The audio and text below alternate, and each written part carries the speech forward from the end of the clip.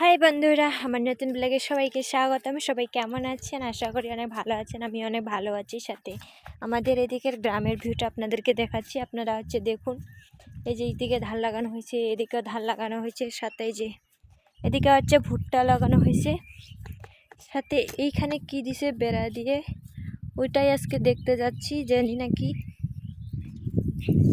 বা দেখতে যাচ্ছি, আপনাদেরকে দেখাচ্ছি। দেখুন আপনারা, এটা হচ্ছে মোটর। এই যে এটা মোটর, এইখানে জল থাকে।